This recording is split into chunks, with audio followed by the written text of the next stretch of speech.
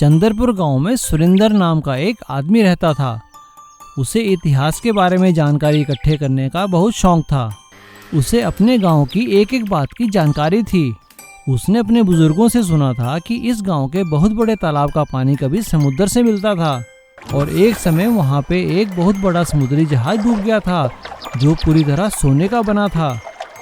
सुरेंद्र सभी गांव वालों से उस सोने के शिप के बारे में बात करता है। अरे भाइयों, मैंने बुजुर्गों से सुना है कि यहाँ पे एक सोने का जहाज डूबा हुआ है। क्यों ना हम लोग मेहनत करके उसे निकालते हैं, इससे हमारे गांव का भला होगा। सभी गांव वाले उसका मजाक उड़ाते हैं। अरे सुरेंद्र, तुम कितने बेवकूफ़ हो। भला एक तालाब में कोई जहाज डूब सकता है क्या, और वो भी सोने का। जाओ जाओ, हमारा टाइम खराब मत करो, हमें काम करने दो। सुरेंद्र का सभी मजाक उड़ाते हैं, लेकिन सुरेंद्र को अपनी जानकारी पर भरोसा था। वो हमेशा तालाब के अंदर उस जहाज को ढूंढता रहता था। एक दिन गांव में बहुत तेज तूफान आने की चेतावनी दी गई। सभी गांव वाले जान बचाने के लिए गांव छोड़कर ऊंचे इलाके में चले गए।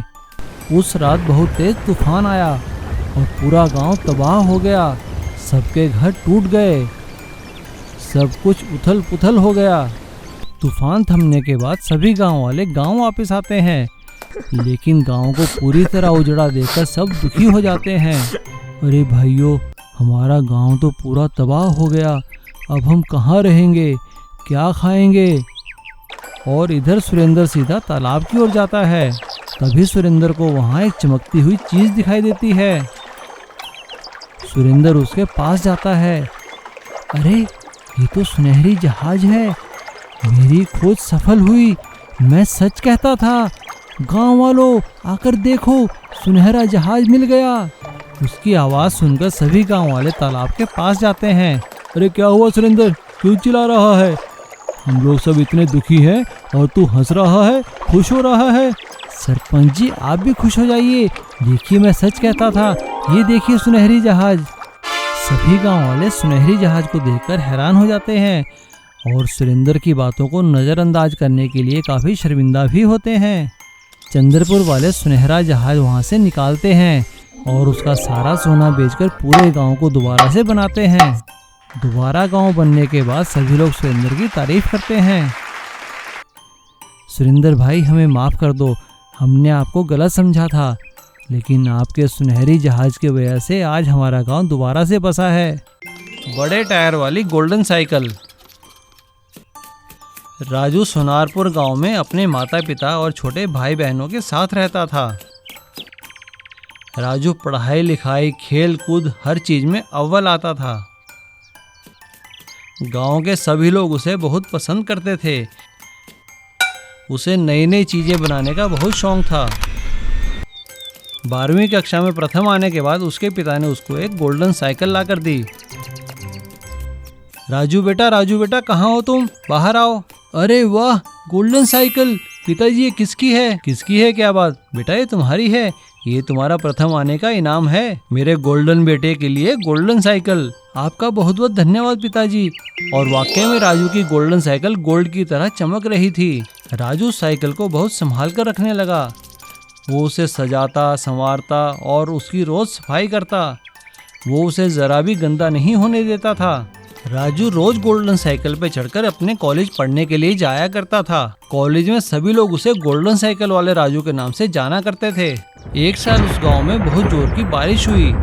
चारों तरफ पानी ही पानी भर गया और एक दिन कॉलेज जाते हुए राजू की गोल्डन साइकिल पानी में फंस गई। अरे ये क्या, मेरी साइकिल कीचड़ में फंस गई। अरे ये तो गंदी हो गई। राजू जैसे ही कॉलेज पहुंचा, उसका सभी दोस्तों ने मजाक उड़ाया। अरे राजू, क्या हो गया तेरी गोल्डन साइकिल को? आज तो ये कीचड़ वाली साइकिल हो गई है। हाँ, देखो देखो राजू की साइकिल की चमक, आज तो काली लग रही है कीचड़ में।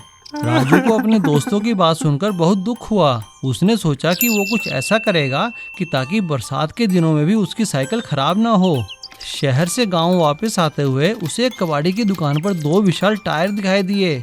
राजू ने वो टायर उस कबाड़ी से खरीद लिए और राजू ने घर आकर उन दोनों विशाल टायरों को अपनी गोल्डन साइकिल में लगा दिया और उन टायरों को भी गोल्डन कलर कर दिया।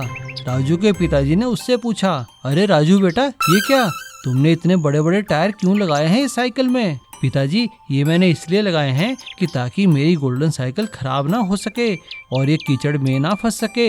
सभी लोग राजू के दिमाग की दाद देने लगे और अब जितना भी कीचड़ हो, जितना भी पानी भरा हो, राजू की बड़े टायर वाली गोल्डन साइकिल आराम से निकल जाती थी और राजू उसमें बिठाकर कभी कभी लोगों को भी कीचड़ और दलदल पार कराया करता था।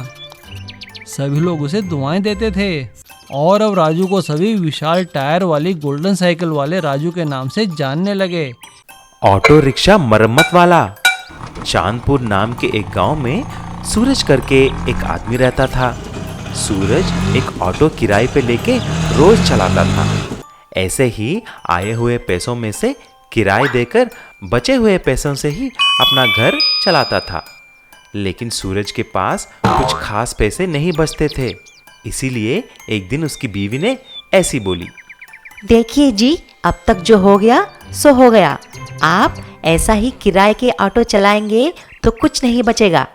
आपको एक नई ऑटो खरीदना है। अरे देवी, नया ऑटो चाहिए तो बहुत पैसे लगेंगे। मेरे पास इतने पैसे कहाँ से आएंगे? मेरे पास मेरे मैके वाला दिया हुआ कुछ गहने हैं, उन्हें बेचकर एक ऑटो खरीदो। उन्हें बेचने पर भी सिर्फ एक सेकंड हैंड ऑटो का इंतजाम कर सकता हूँ। ठीक है, देखता हूँ। ऐसा बोला और गहने ले जाके उन्हें बेचकर एक ऑटो मैकेनिक विनोद के पास जाता है। अरे विनोद भाई, मुझे एक अच्छी सेकंड हैंड ऑटो चाहिए। मेरे पास 50,000 रुपए हैं। सूरज भाई, 50,000 में क्या सेकंड हैंड ऑटो? तुम भी पागल जैसा बातें करता है। अच्छा, ये बात है। अब मुझे कुछ नहीं पता, तुमको ही कुछ करना पड़ेगा। ठीक है सूरज भाई, मेरे साथ आओ। गांव के बाहर एक कारखाना है। उसके बाहर बहुत सालों से एक ऑटो पड़ा हुआ है। हम उसको लेके जाते हैं और उसको मरम्मत करते हैं। मुझे मालूम है उसकी इंजन बिल्कुल ठीक है।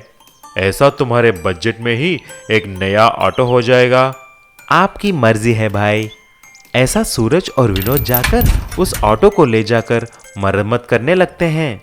कुछ ही दिन में विनोद ऑटो को पूरी तरह नया जैसा बना देता है। उसी दिन दो गुंडे आकर विनोद और सूरज को मारते हुए उसी कारखाने के अंदर लेके जाते हैं और उन दोनों को बहुत मारते हैं। कुछ ही देर में एक आदमी आता है। वह उस गांव का बहुत बड़ा शाहूकार है। मेरा नाम रतनलाल है और वह ऑटो कहाँ पर है? तभी सूरज ऐसा पूछता है, अरे सेठ जी, वह ऑटो तो यहीं पर पड़ा था। विनोद ही उसे ले जाकर मरम्मत किया। उसके अलावा मुझे कुछ नहीं मालूम। क्या रे विनोद, साफ साफ बता दो कि उसके ऑटो का सीट कहाँ पर है?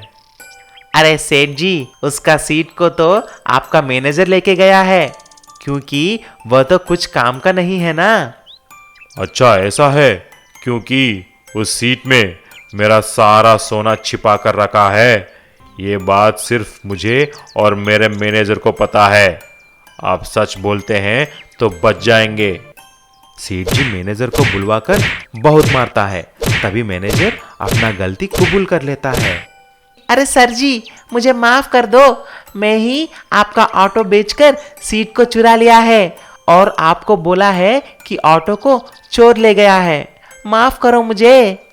सच जानने के बाद सेठ जी विनोद और सूरज को छोड़ देता है। तब से सूरज ईमानदारी के साथ अपना मरम्मत किया हुआ पुराना ऑटो को चलाकर खुशी से रहने लगा।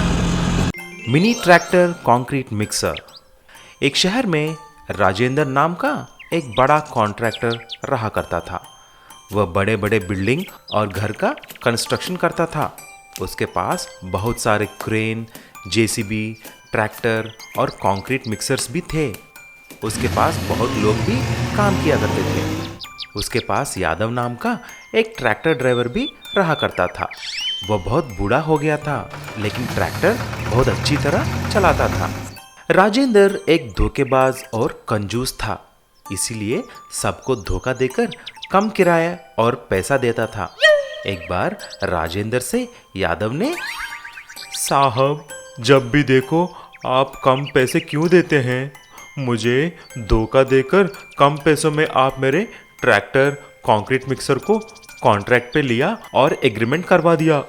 आपका दिया हुआ पैसा मेरे ट्रैक्टर की रिपेयर में ही चले जा रहा है। इस बार तो ज़्यादा पैसा दो, नहीं तो मेरा परिवार का पालन कैसा करूँगा। क्यों रे बुढ़े, ज्यादा बोल रहा है? तमीज से यहाँ से गया नहीं तो मार खाएगा। ज्यादा पैसा चाहिए तुम्हें? बिजनेस बोले तो ऐसा ही होता है रे, तुम्हें क्या मालूम। और वैसे भी तुम्हारा ये ट्रैक्टर तुम्हारी तरह खटारा बन गया है। मुझे तुम्हारा और तेरे ट्रैक्टर की कुछ ज़रूरत नहीं है। अभी निकलो यहाँ से। अरे ये तो सरासर अन्याय है। इतने साल काम करा के अभी निकाल रहे हो। कम से कम उसके रिपेयर के पैसे तो दीजिए। कौन से पैसे रे? इज्जत से यहाँ से गया नहीं तो धक्के मार कर यहाँ से निकाल दूंगा। घबरा कर यादव अपने ट्रैक्टर मिक्सर को ले जाकर वहां से घर चला गया। घर में यादव की उदासी देख उसका बेटा और बीवी परेशान हो गए। फिर उसकी बीवी ने पूछा, क्या हुआ जी, आप इतने उदास क्यों हैं? और दोपहर को ही घर वापस आ गए क्या? फिर राजेंद्र के बारे में सब कुछ बोलता है। उस नालायक ने इतना बड़ा धोखा दिया, आपका इतना नुकसान किया। हमें अभी उसको सबक सिखाना चाहिए, नहीं तो वह और लोगों को भी धोखा देगा। ऐसा बोलकर यादव की पत्नी राजेंद्र को फोन लगाती है। सर, मैं ईस्ट इंडिया कंपनी से बात कर रही हूँ। हम जेसीबी, क्रेन और ट्रैक्टर बेचने के लिए इंडिया में अभी अभी लॉन्च किया है। इंट्रोड्यूसिंग ऑफर में हम जेसीबी, क्रेन और ट्रैक्टर तीनों मिलाकर सिर्फ 10 लाख में ही दे रहे हैं। आप बड़े कॉन्ट्रैक्टर हैं ना, इसीलिए हमारे कंपनी ने आपको चुना है। ऐसा क्या? बहुत अच्छा, बहुत अच्छा। मुझे भी चाहिए। बोलो क्या करना है? कुछ नहीं सर, आप अभी हमारे अकाउंट में एडवांस के लिए 5 लाख ऑनलाइन ट्रांसफ़र या गूगल पे कर दो। आपकी मशीन 1 हफ्ते में आ जाएंगे। बाद में बाकी के पैसे दे देना। ठीक 1 हफ्ते के बाद राजेंद्र को एक पार्सल आता है। उसमें सारे जेसीबी, क्रेन और ट्रैक्टर के खिलौने रहते हैं। उन सबको देखकर राजेंद्र चक्कर आकर गिर जाता है और यहाँ पर यादव, उसकी पत्नी और बेटा हंसने लगते हैं। सीख, किसी को भी हमें धोखा नहीं देना चाहिए। उसका अंजाम बुरा ही होता है।